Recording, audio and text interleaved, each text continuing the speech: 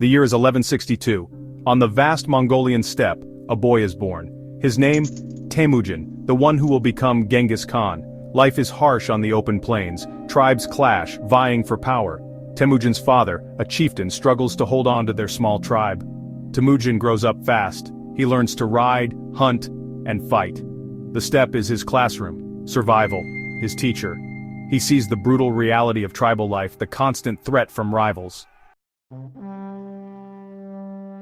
Tragedy strikes when Temujin is just 9 years old. His father is poisoned by a rival tribe. The family is abandoned, left to fend for themselves. Young Temujin, his mother and siblings cling to survival. They forage for food, facing hunger and danger. They are outcasts, hunted by their father's enemies.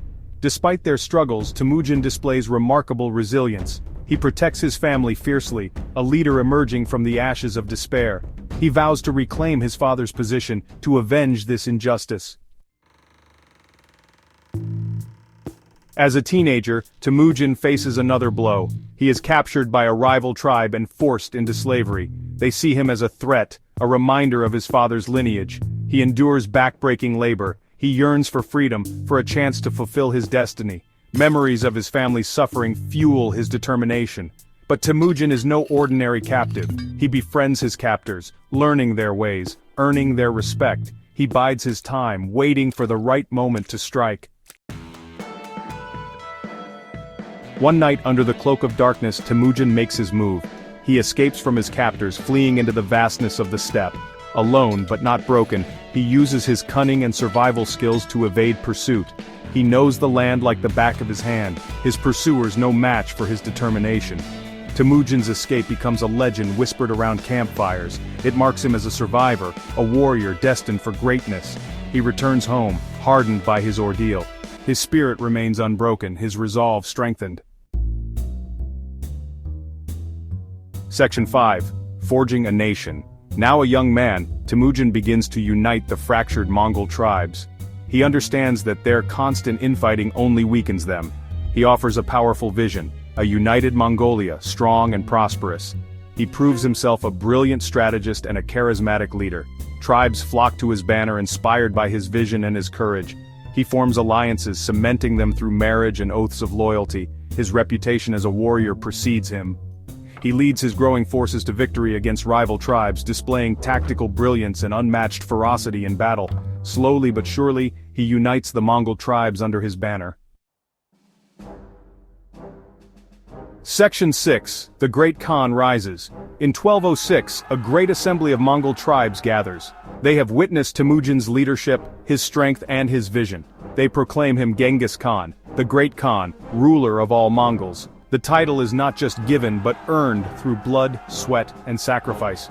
It marks the end of tribal squabbles and the birth of a unified Mongol nation. Genghis Khan, no longer the runaway slave, stands as the undisputed leader of the Mongols. But his ambitions stretch far beyond the steppe. He envisions an empire that will span continents, a force that will reshape the world. Section 7. Blood on the Steppes. Genghis Khan's leadership transforms the Mongol army.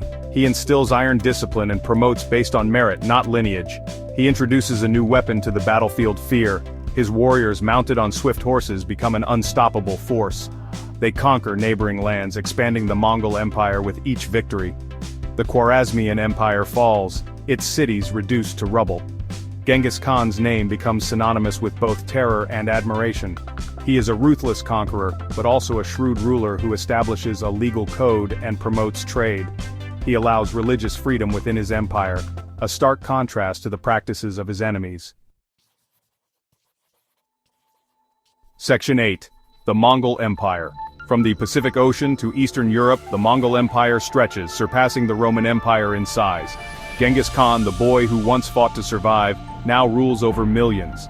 His conquests open up the Silk Road, facilitating trade and cultural exchange between East and West. He establishes a postal system, ensuring communication across his vast empire. He establishes a centralized government, breaking from the traditional nomadic ways. He promotes literacy and establishes a written Mongol language. He leaves an indelible mark on the world, transforming trade, warfare, and the political landscape of Eurasia.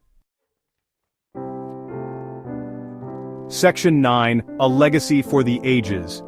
In 1227, Genghis Khan, the warrior, the conqueror, the emperor, dies. He leaves behind an empire that will continue to expand under his successors. His story, from orphaned outcast to world conqueror, becomes the stuff of legend. He is remembered as a brilliant military strategist, a ruthless conqueror, and a surprisingly pragmatic ruler. Genghis Khan's impact on history is undeniable. He reshaped the political map of Asia, facilitated cultural exchange, and left behind a legacy that continues to fascinate and inspire debate centuries later. From the steppes of Mongolia he rose to conquer a world, his name forever etched in the annals of history.